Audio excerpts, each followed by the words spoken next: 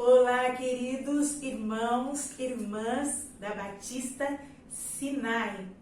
Que prazer e que alegria estar aqui com vocês nesse congresso da EBD, mesmo à distância. Como eu gostaria de estar aí pertinho dessa igreja que me abençoou tanto e que me abençoa tanto. Eu queria deixar aqui meu abraço para vocês. Pastor Heber, muito obrigada pelo convite e é um prazer estar aqui. Bem, falar de EBD é falar da Bíblia, falar de EBD é falar de estudo. E a palavra de Deus diz que quando nós guardamos essa palavra no nosso coração, nós não pecamos contra o nosso Deus. E eu queria cantar uma canção que fala do Deus poderoso, o todo-poderoso Deus, o Deus de Israel. Eu sei que você vai se lembrar dessa canção porque eu já cantei aí com vocês no aniversário da igreja. Então eu queria que você também cantasse comigo sobre o Deus de Israel, o poderoso Deus.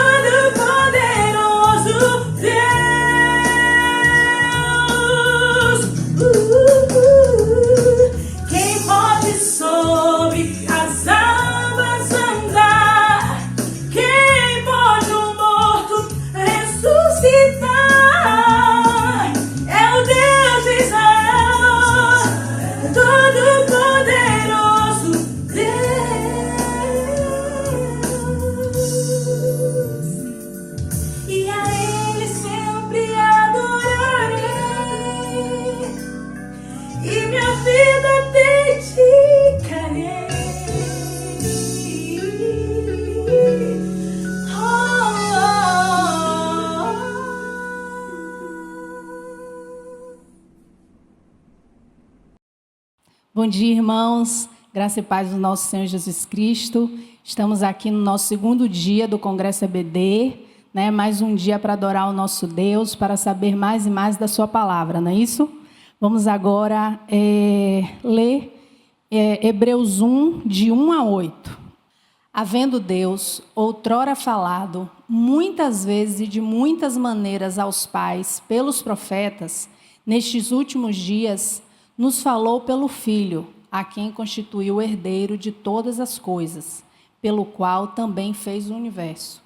Ele, que é o resplendor da glória e a expressão exata do seu ser, sustentando todas as coisas pela palavra do seu poder, depois de ter feito a purificação dos pecados, assentou-se à direita da majestade, nas alturas, tendo se tornado tão superior aos anjos, quanto herdou mais excelente nome do que eles. Pois, a qual dos anjos disse jamais, tu és meu filho, eu hoje te gerei? E outra vez, eu lhe serei pai, e ele me será filho. E novamente, ao introduzir o primogênito no mundo, diz, e todos os anjos de Deus o adorem.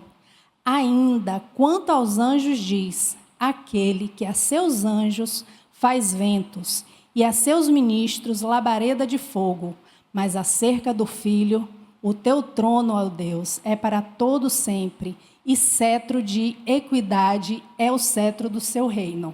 Amém? Muito bom, né, irmãos? Graça e paz do nosso Senhor Jesus Cristo, porque é uma palavra poderosa. E agora nós vamos ouvir o louvor e adorar o nosso Deus. Amém? Que a graça e a paz de Jesus estejam com todos vocês, meus irmãos, que estão nesse momento cultuando juntamente conosco. E que possamos adorar ao nosso Deus em espírito e em verdade. E há um nome sobre todo nome, que é o nome de Jesus Cristo, é isso que nós vamos cantar, o Filho de Deus, o Todo-Poderoso. Através dele, nós podemos chegar até o Pai. Isso que nós vamos cantar juntos. Cante conosco, vamos adorar juntos.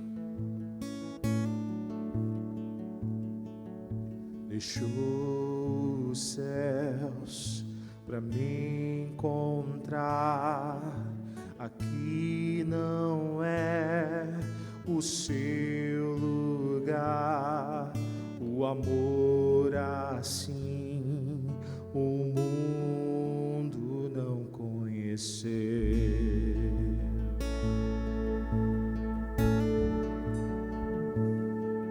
Naquela cruz se entregou, o teu perdão me alcançou, um amor assim o mundo não conheceu.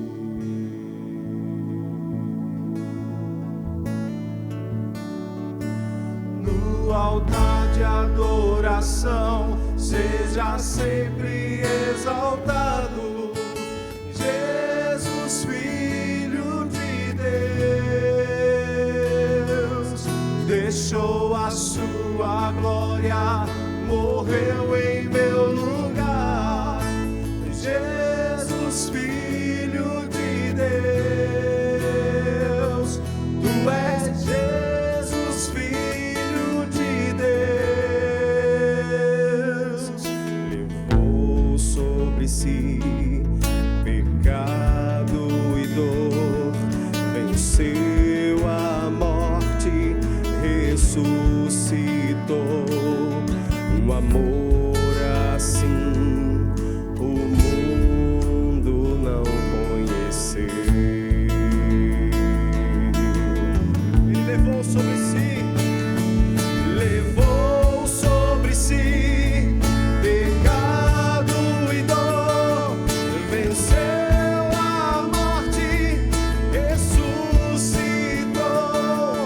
Um amor assim o mundo não conheceu.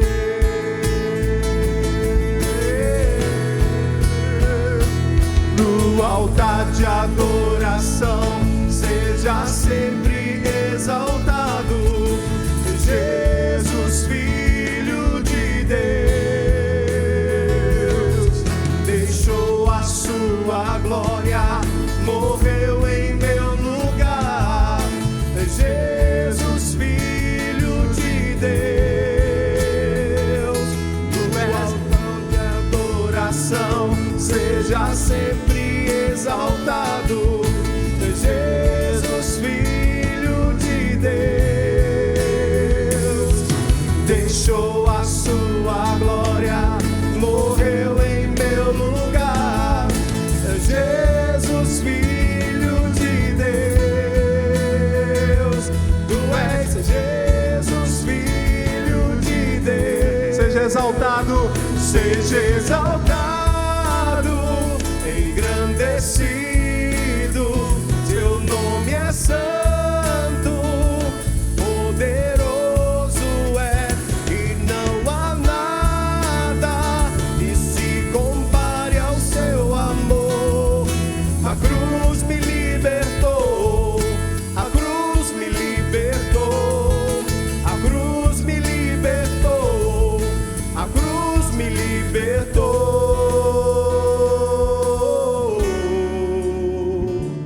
No altar de adoração, seja sempre exaltado. Jesus, Filho de Deus, deixou a sua glória, morreu em meu lugar. Jesus, Filho de Deus, tu és Jesus, Filho de Deus, tu és Jesus, Filho de Deus.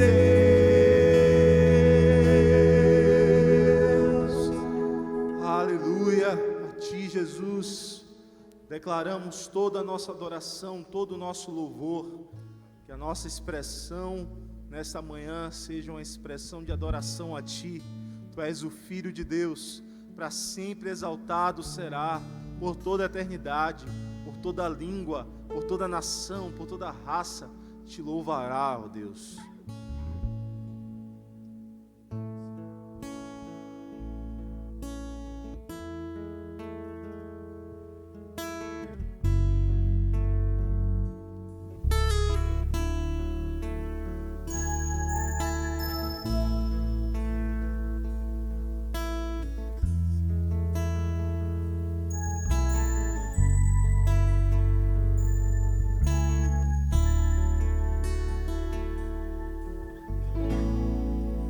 O universo chora, o sol se apagou, ali estava morto o Salvador.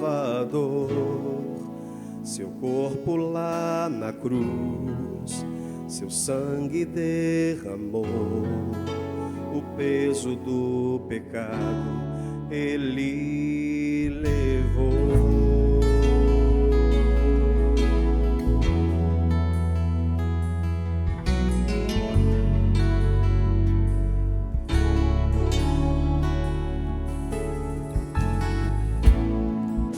Deus Pai o abandonou, cessou seu respirar, em trevas se encontrou o Filho.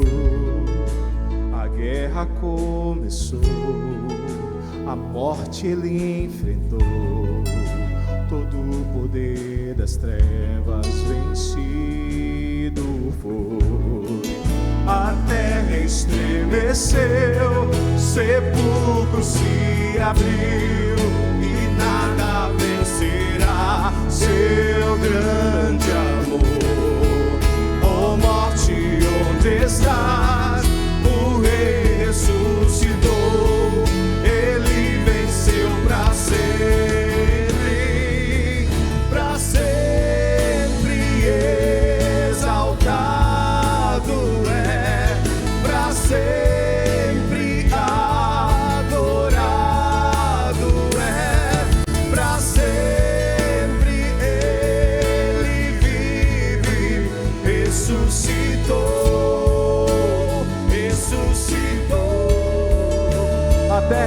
estremeceu, a terra estremeceu, sepulcro se abriu, e nada vencerá seu grande amor. Onde está a morte? Ó morte, onde estás? O Rei ressuscitou, Ele venceu para sempre, para sempre exaltado é, para sempre adorado é, para sempre Ele vive, ressuscitou, ressuscitou, para sempre exaltado é, para sempre adorado é, para sempre Ele vive, ressuscitou, ressuscitou. Cantamos aleluia, cantamos aleluia, cantamos aleluia, o Cordeiro venceu. Cantamos aleluia, cantamos aleluia, cantamos aleluia, o Cordeiro venceu. Cantamos aleluia, cantamos aleluia, cantamos aleluia, o Cordeiro venceu. Cantamos aleluia, cantamos aleluia, cantamos aleluia, o Cordeiro venceu.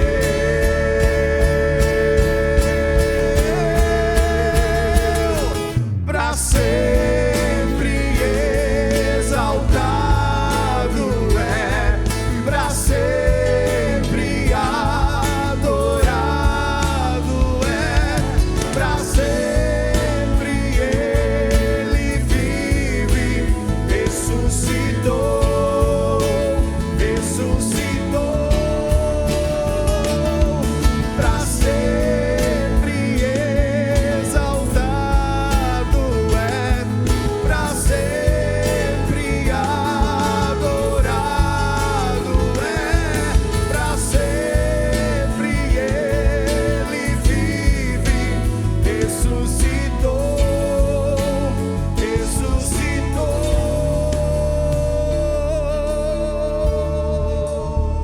Ele vive para todo sempre, para todo sempre reinará. Ele é o nosso Deus, Ele é o nosso Senhor. Obrigado, Deus, por ter dado a vida do seu Filho e através dele ter se revelado a nós. Hoje podemos ter acesso a Ti, Senhor Deus, através do Teu Filho Jesus. Obrigado, Jesus, por tamanho sacrifício naquela cruz, por ter assumido as minhas dores, por ter assumido os meus pecados naquela cruz. Eu que merecia aquela cruz, nós merecíamos aquela cruz, mas o Senhor levou os nossos pecados, as nossas chagas. Obrigado, Jesus, obrigado.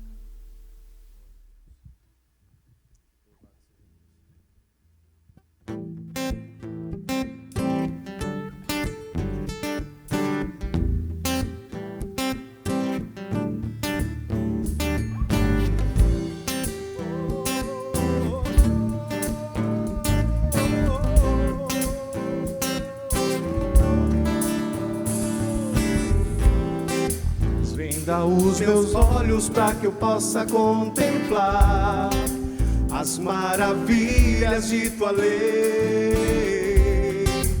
Como são felizes os que seguem os teus mandamentos. Guardo no coração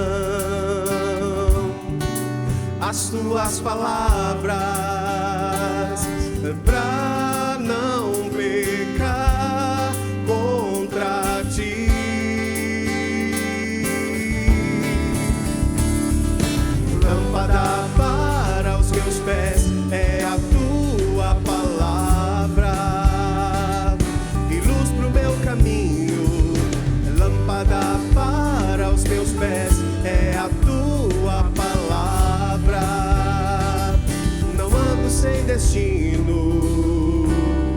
isso, vamos cantar juntos.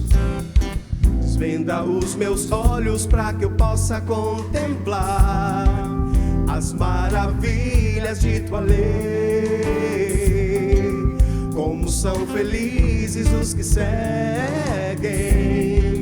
os teus mandamentos. Guardo no coração as tuas palavras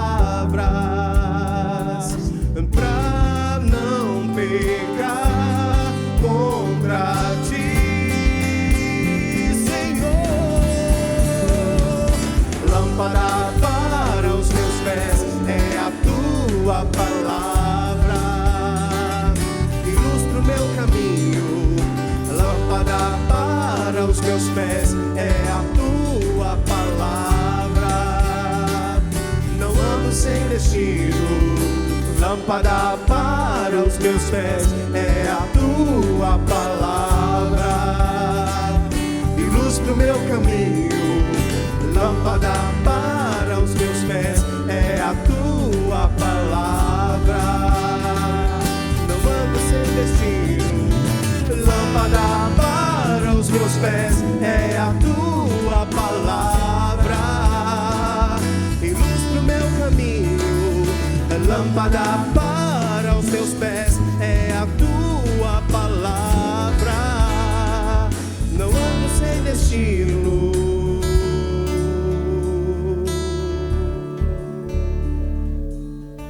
Aleluia.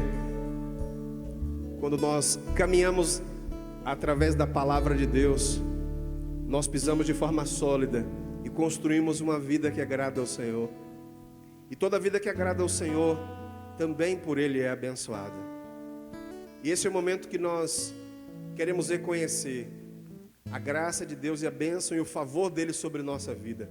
É o momento de nós devolvermos ao Senhor os nossos dízimos e entregarmos a Ele a nossa oferta. Então é o momento que você fica à vontade, nós temos disponíveis aqui na tela, você vai poder perceber o Pix, que é fácil de usar. E também você pode usar as contas da igreja para fazer depósitos, transferências, fique à vontade, contanto que você faça com o seu coração, porque Deus, Ele quer receber aquilo que vem do nosso coração. Amém?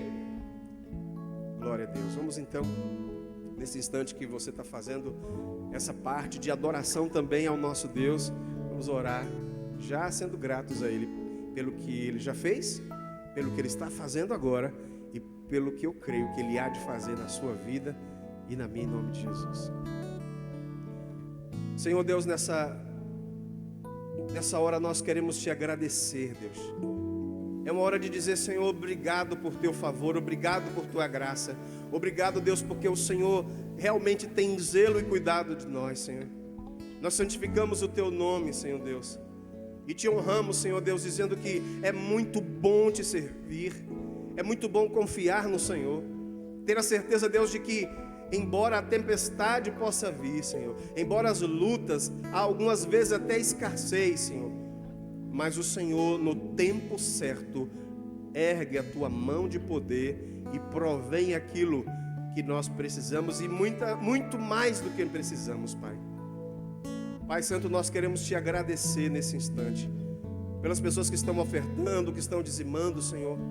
Pai, que o Senhor possa abençoar, Deus, porque sabemos que muitos desses que estão fazendo também estão carecendo do Teu favor, Pai, carecendo da Tua graça. E eu creio, Pai, eu creio muito que o Senhor é o Deus da provisão, o Senhor é o Deus do milagre, o Senhor é o Deus que muda situações. Então, Deus, em nome de Jesus, segundo a Tua graça, faz o milagre. Responde, Deus, em nome de Jesus. Abre portas, Senhor.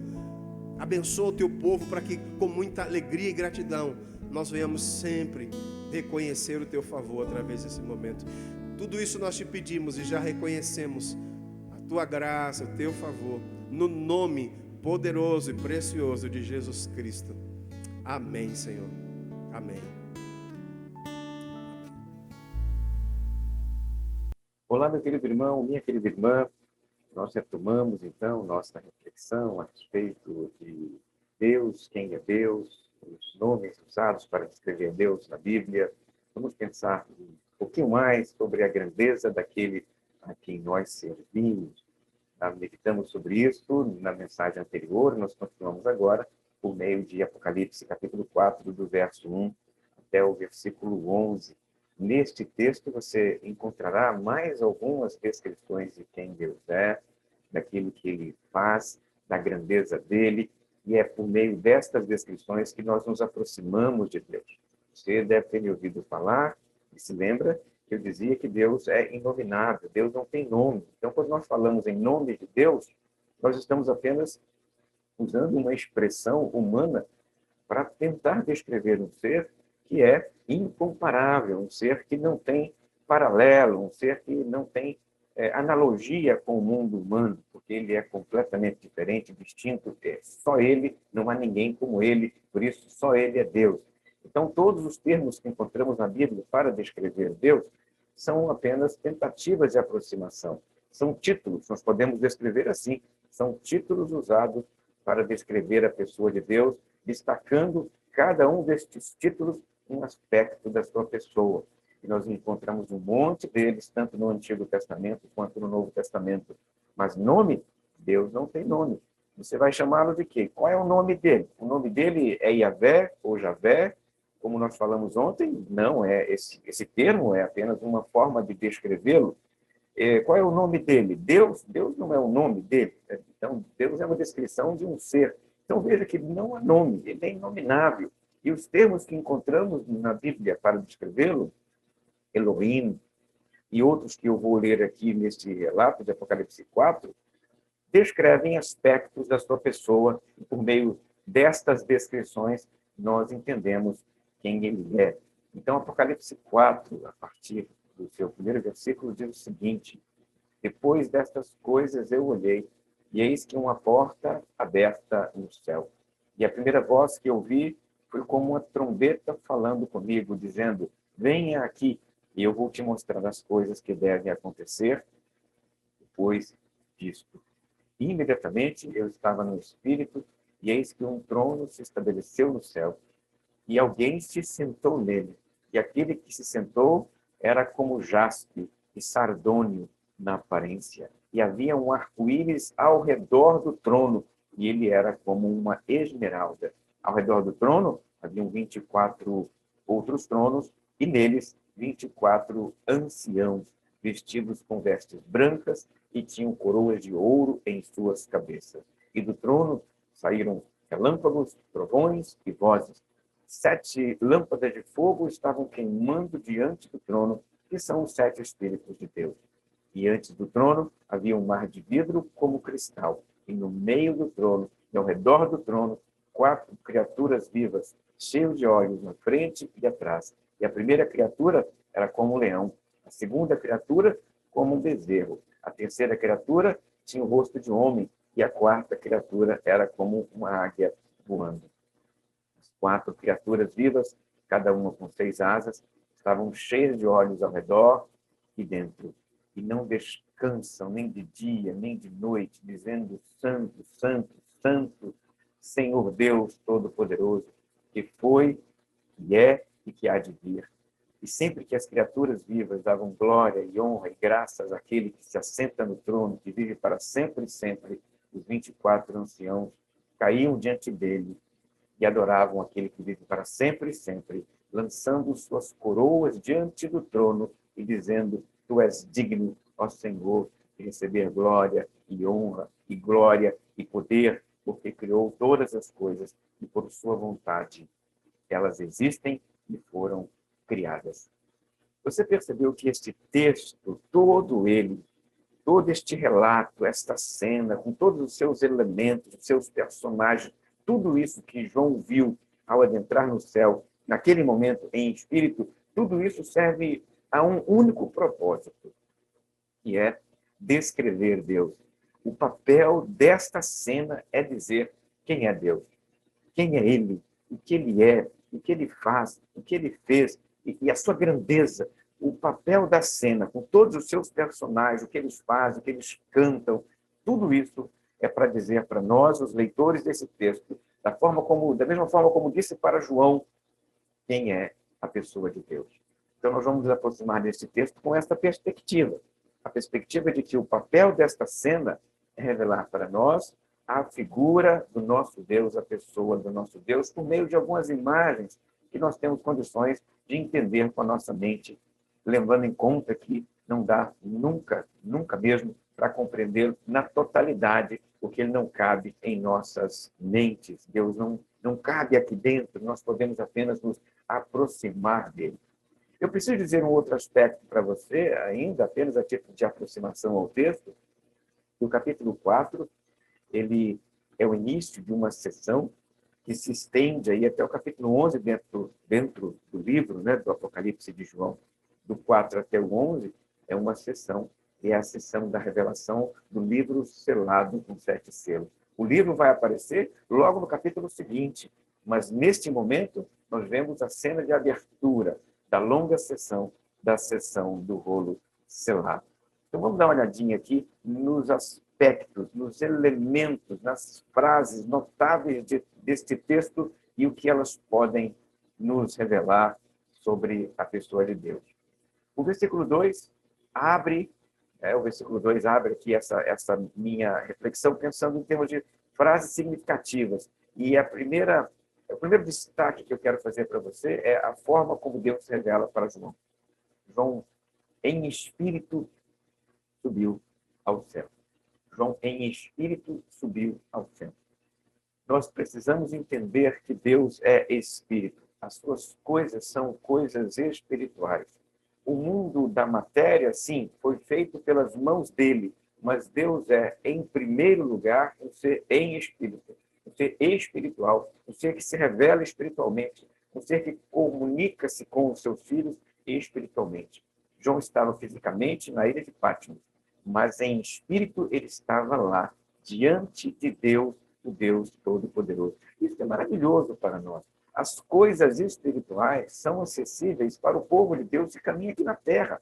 Nós estamos aqui na Terra ainda cercados pelo mundo material, nós estamos aqui presos nos nossos limites, nós estamos aqui ainda sofrendo as dificuldades de caminhar aqui na Terra, com pandemia, com enfermidade, com notícias ruins o tempo todo chegando até nós, por meio de todos os elementos que estão nos cercando, mas ainda assim, em espírito, eu posso deixar este mundo e me aproximar de Deus. Em espírito, eu estou na presença dele.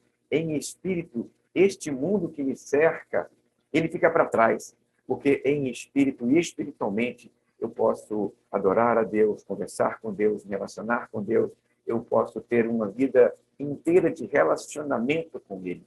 Esta é uma grande verdade e que precisa abrir nossas mentes, porque o povo que está caminhando na terra, o povo de Deus que anda aqui na terra, não pode se limitar às coisas que os olhos enxergam.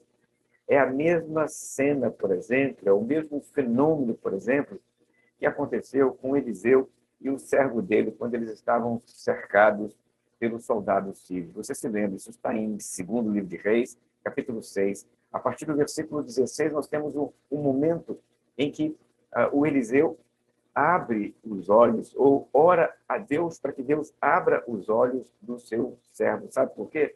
Porque aquele servo enxergava apenas aquilo que estes olhos podem enxergar. Eliseu não. Eliseu enxergava para além destes olhos. Eliseu enxergava o mundo espiritual, que se enxerga por espírito e em espírito. E neste mundo espiritual, meus queridos irmãos, minhas irmãs, as coisas são distintas e diferentes do que este mundo é, este mundo material.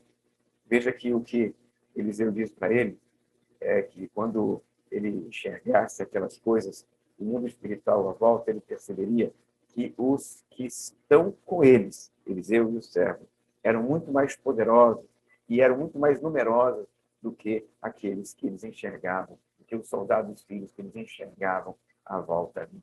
A confiança de Eliseu, que olhava tranquilamente para os adversários e não se abalava, ela estava onde?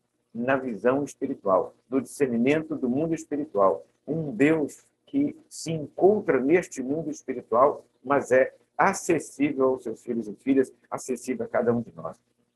Quando os olhos daquele rapaz foram abertos, ele viu as carruagens de fogo e os exércitos celestiais. nós temos que nos lembrar, meu querido, que o mundo é muito mais do que aquilo que nossos olhos podem enxergar. E uma das características essenciais desse Deus a quem nós servimos é a sua natureza espiritual. Um outro termo, uma outra frase que eu quero destacar para você nesse texto está no versículo 2. João viu um trono no céu e alguém assentado no trono. Pega esta imagem aí, meu querido. Um trono no céu e alguém assentado no trono. Este que está assentado no trono, você sabe quem é. Quem se assenta no trono é Deus. Deus está assentado no trono. Esta cena, a cena do céu aberto e o trono de Deus revelado para alguém, aparece outras vezes na Bíblia. Eu vou lembrar a você. Aparece em Isaías 6, no versículo 1. O texto que começa assim: no ano em que morreu o rei Uzias, eu vi o Senhor assentado em um alto e sublime trono, disse lá o texto de Isaías, capítulo 6. E uma outra passagem de alguém que também viu o trono de Deus é Ezequiel, no seu capítulo 1, depois o 2 e o 3 também. Naquele momento, às margens do rio da Babilônia, Ezequiel viu o trono de Deus no meio de uma série de elementos impressionantes ali que envolviam o trono. Isaías, Ezequiel e agora João aqui no Apocalipse, o que eles enxergam é a mesma coisa. O trono de Deus, Deus em seu trono, uma multidão de seres celestiais ao redor deste trono, e especialmente 4 figuras que vão aparecer nas 3 visões, na visão de Isaías, na visão de Ezequiel e na visão de João, que são os 4 seres viventes. Estas figuras que aparecem em Isaías, em Ezequiel e também aqui em Apocalipse, elas têm uma missão, e por meio desta missão elas nos revelam uma coisa maravilhosa sobre Deus, né? Elas têm uma missão que é, durante dia e noite, o tempo todo, cantar. E o canto que é descrito tanto lá em Isaías quanto aqui em Apocalipse é este: Santo, Santo, Santo é o Senhor Deus Todo-Poderoso. Santo, Santo, Santo é o Senhor Deus Todo-Poderoso, é o canto que eles entoam lá no céu. E imagina comigo aqui agora, estes seres cantando sem parar, neste momento enquanto eu falo com você, no momento em que você me ouve, eles cantam: Santo, Santo, Santo, Senhor Deus Todo-Poderoso. Aqui em Apocalipse eles estão cantando em grego, porque o João está narrando a visão em grego, né? Não sabemos exatamente se a língua que eles cantavam lá era esta, mas esta é a língua da revelação de João. João está contando para nós essa cena em grego, e aí, enquanto ele conta em grego, ele registra lá o hino desta forma: Hagios, Hagios, Hagios, Hokurios, Ho Pantocrator. E só nesta pequena frase, você já tem aí 3 nomes de Deus, 3 elementos descritivos da pessoa de Deus, da identidade de Deus, da natureza de Deus. Veja só, ele é santo, ele é Curios, Senhor, e ele é Pantocrator, o Todo-Poderoso. Não há ninguém com o poder dele. Então, 3 termos aqui aparecem nesta canção dos anjos: Hagios, Hagios, Hagios, que é Santo, Santo, Santo; Curios, o Senhor; Pantocrator, o Todo-Poderoso. No texto hebraico, no texto de Isaías, quando Isaías registra, e nesse caso Isaías está escrevendo em hebraico, a expressão apareceu assim: Kadosh, Kadosh, Kadosh, Yavé, Sabaoth. O termo Yavé, nós já falamos sobre ele na mensagem anterior, né? É aquele termo que Moisés recebeu lá no monte, termo esse que não sabemos ao certo como ler, então aparece aqui nesta minha maneira de chamar, de Yavé, mas poderia ser Javé. As formas de ler o tetragrama sagrado variam, mas veja que o que Isaías registra é Kadosh, santo; Kadosh, Kadosh, Yavé, de Sabaoth, que é o Todo-Poderoso. A mesma canção, em hebraico em Isaías, em grego em Apocalipse, em português, na nossa tradução, Santo, Santo, Santo, Senhor Deus Todo-Poderoso, revelam para nós que o que o Isaías ouviu, o que o João ouviu, é a mesma canção. E o que estes seres cantam revelam para nós que Deus é totalmente santo, Senhor de todas as coisas, o Todo-Poderoso. Eu quero que você entenda aqui que eles cantam esta canção, e tanto Isaías, quanto Ezequiel, quanto João ouviram esta canção num contexto de muita dificuldade. Eu entendo que este momento em que vivemos é similar ao momento vivido por estes três grandes personagens da Bíblia, essas três grandes pessoas da Bíblia. Momentos de dificuldade, momentos de dor, momentos de tristeza pela perda, pela morte, pelo enfrentamento de uma situação de grande complexidade. Em momentos como esse, nós precisamos pensar em quem é Deus. Nós temos que olhar para cima e perceber quem é o nosso Deus, o Deus a quem servimos. Porque quando Isaías viu isso, ele havia acabado de perder uma pessoa muito amiga, a pessoa do rei, né? O texto começa assim, você se lembra. No ano em que morreu o rei Uzias, eu vi o Senhor assentado sobre um alto e sublime trono. No ano em que morreu o rei, Isaías viu Deus reinando no trono. E Ezequiel viu a mesma cena, a cena do trono de Deus, no momento posterior à chegada no exílio babilônico, um momento muito próximo da perda, dele ter perdido também a sua esposa por causa da invasão babilônica da Terra Santa. Ele havia acabado de perder, então, uma série de pessoas amigas, entes queridos, inclusive sua esposa, e ali, naquele momento, depois de passar por essas experiências de perda e de dor, ele vê Deus no trono. E Isaías, e João também, né? João está na ilha, está exilado, ele está longe dos seus amigos, longe dos seus irmãos, ele corre perigo por causa da palavra de Deus, e nesse contexto ele vê Deus assentado sobre o trono. E o que isso quer dizer, meu querido, para cada um de nós? Quando eu olho para essa cena e consigo descrevê-la de uma única expressão, Deus é rei, né? Deus está no trono, Deus é rei. O que isso diz sobre Deus? Diz que ele ainda tem o controle de todas as coisas. A situação pode ser complicada, a situação pode ser difícil. O rei Uzias morreu, a esposa de Ezequiel morreu, o João estava lá na ilha exilado, nós estamos em casa sob quarentena e não podemos exercer a nossa fé como nós fazíamos antes, não podemos sair de casa como fazíamos antes, mas Deus ainda está no trono, ele não perdeu o trono, ele não foi destronado, ele ainda é o rei, ele ainda está entronizado. E se você, em espírito, olhar para cima, o que você verá é exatamente esta cena. Deus entronizado. Entronizado significa dizer, ele ainda reina, ele ainda governa, ele ainda reina sobre a história da humanidade. Ele não perdeu o controle. Ele ainda reina sobre a história da humanidade. Os desastres e as dificuldades que enfrentamos não significam que ele perdeu o controle sobre as coisas, que as coisas estão descontroladas, estão agora sob a circunstância das sortes, das coincidências e dos azares. Essas coisas não existem, porque o que existe é o controle soberano de Deus sobre todas as coisas.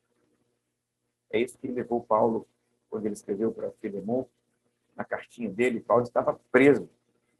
Mas quando ele escreve para Filemon, ele não diz que ele estava preso dos romanos, ele era prisioneiro dos magistrados. Ele diz o quê? Eu sou, Paulo escreveu, prisioneiro de Jesus Cristo. Eu estou na cadeia, verdade?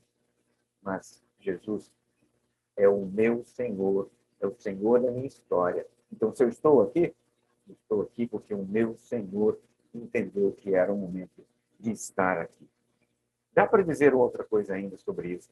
Em todas as cenas, Deus está no trono sozinho. Deus não precisa de ajuda para governar. Ele não precisa da nossa ajuda. Ele é autossuficiente. Ele é autônomo. Ele tem poder para fazer o que ele vai fazer sozinho. E por quê? Porque ele é onipotente, né? Não há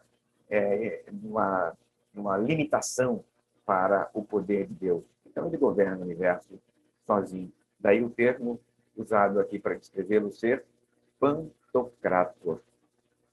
Né? E Isaías chamá-lo de Sabaoth. Sabaoth, Yavet Sabaoth, Curios Pantocrator, a mesma coisa, que é Deus, é o grande Senhor da história, o grande soberano sobre todas as coisas. Os seus planos não podem ser frustrados, diz o cântico que nós cantamos até o dia de hoje. Mais um destaque para você. Eu destaco para você aqui agora o versículo 11, que diz assim: porque Deus criou todas as coisas, porque tu criastes todas as coisas e pela tua vontade elas existem. Então Deus está aqui recebendo a adoração. Durante o capítulo 4 inteiro, todos os seres adoram a Deus. Todos que estão ali naquela cena adoram a Deus. Então veja só, os 4 seres viventes cantam para Deus, os 24 anciãos cantam para Deus, os anjos que cercam cantam para Deus, e em algum momento o texto vai dizer que toda a natureza canta para Deus. E aí vem a pergunta, né? Qual é a razão do canto?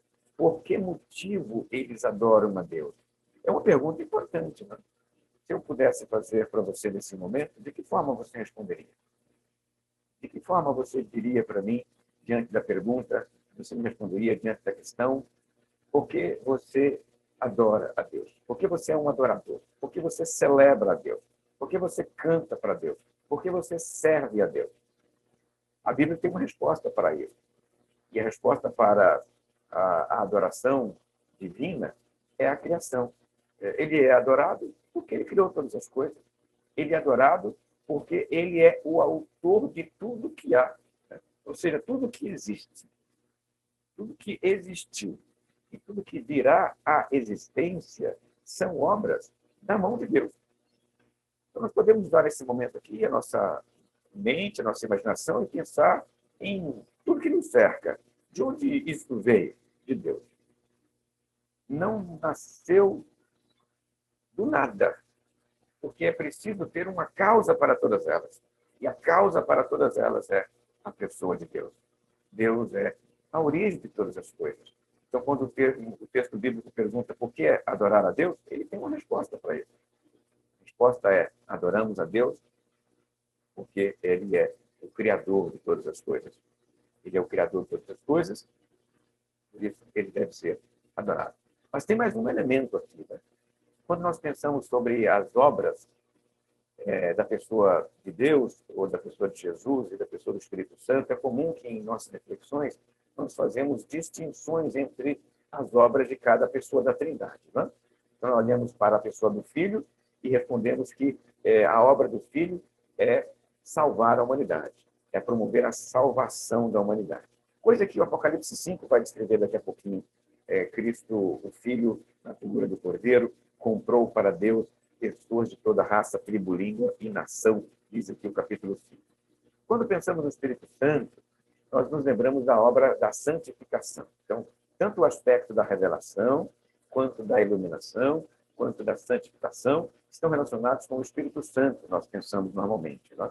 Então, veja só, dentro da pessoa da Trindade, é comum que, em termos pedagógicos, nós vinculemos uma certa obra a uma certa pessoa da divindade. Então, o que o Espírito faz? O Espírito santifica o crente. O que o Jesus, o que o Cristo faz?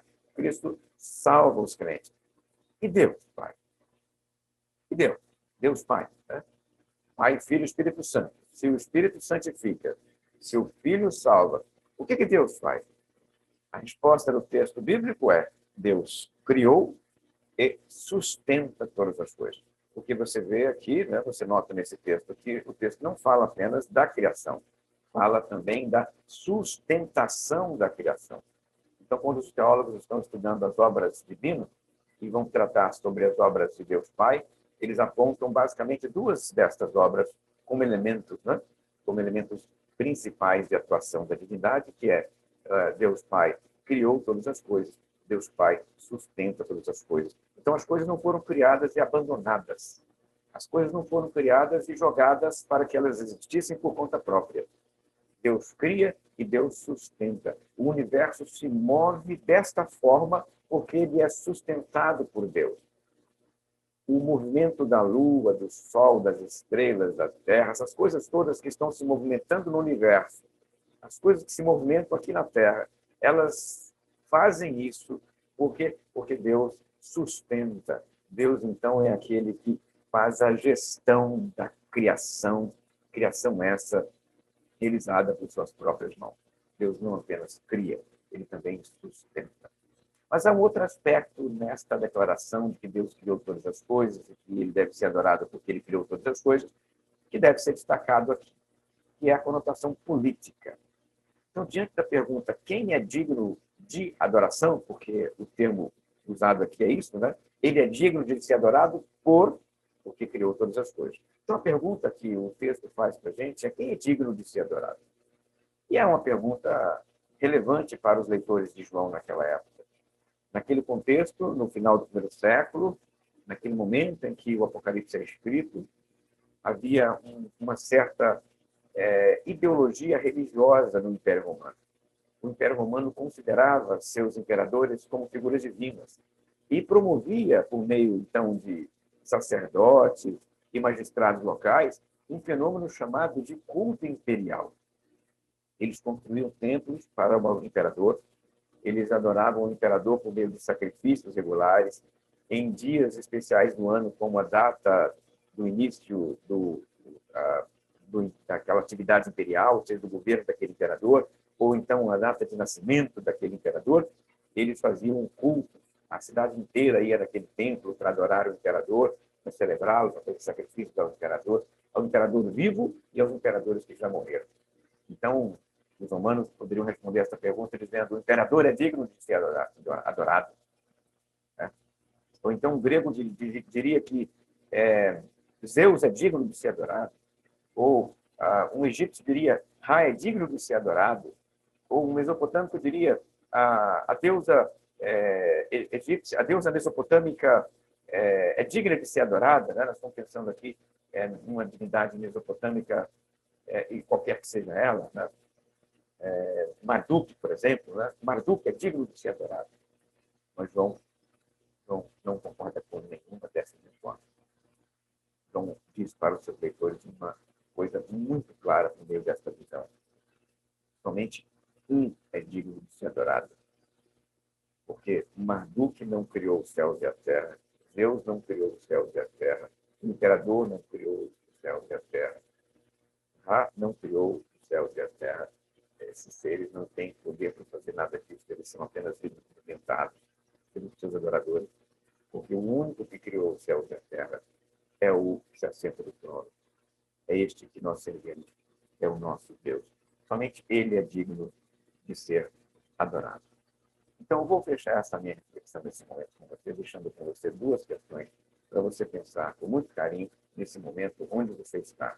Você está acompanhando essa série de conferências então na sua casa? Então, reflita sobre isso. Olhe para aquilo que eu falei, para o texto que nós lemos. Se preciso, ler novamente Apocalipse capítulo 4 e veja uma coisa ali. Os 24 anciãos adoram sem parar, dia e noite, lá no céu. Quando você vê esta cena forma um convite para você. Você quer participar deste culto celestial? Você quer adorar Deus nesse mesmo espaço celestial? É verdade aquilo que nós dizemos, quando nós morremos, a gente vai para lá, faz parte da nossa expectativa, nossa fé, nossa esperança é morrer e fazer parte deste culto, nós ansiamos por isso. Mas mesmo antes da nossa morte, ainda em vida, em espírito, nós podemos fazer parte desse culto maravilhoso dos 24 anciãos, dos 4 seres viventes, em vida ainda. Não precisamos morrer para fazer parte dessa adoração bonita no céu. Não precisamos partir deste mundo para fazer parte deste culto celestial. Eu posso fazer parte desse culto celestial agora, nesse momento, ainda vivo e caminhando aqui na terra, em espírito. Com os meus olhos fechados, eu vou adorar esse mesmo Deus em espírito, diante destes 24 anciãos, diante dos 4 seres viventes. Eu vou ser mais um adorador desse Deus maravilhoso que se assenta no trono. E uma segunda coisa que eu quero deixar para você é: enquanto crentes neste mundo, nós precisamos caminhar olhando para a eternidade, para o mundo espiritual. Porque se nós ficarmos apenas presos às dificuldades, às necessidades, nós ficarmos excessivamente presos ao mundo material, nós vamos esquecer da realidade do mundo espiritual.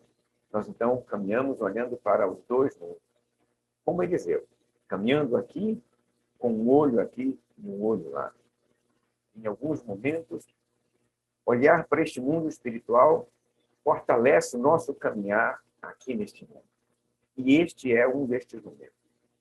Diante da pandemia, diante da morte de tantas pessoas queridas, diante das restrições, diante das dificuldades financeiras que o povo de Deus sofre nesse momento, nós devemos lembrar que isso aqui é apenas uma parte da realidade. A outra parte, do outro lado, naquele lugar bonito e maravilhoso, Deus ainda está sentado sobre o trono. E ao olhar para aquela realidade, ao olhar para o alto e ver Deus sentado no trono, eu me fortaleço. Eu fortaleço os meus ombros para continuar caminhando aqui nesse mundo.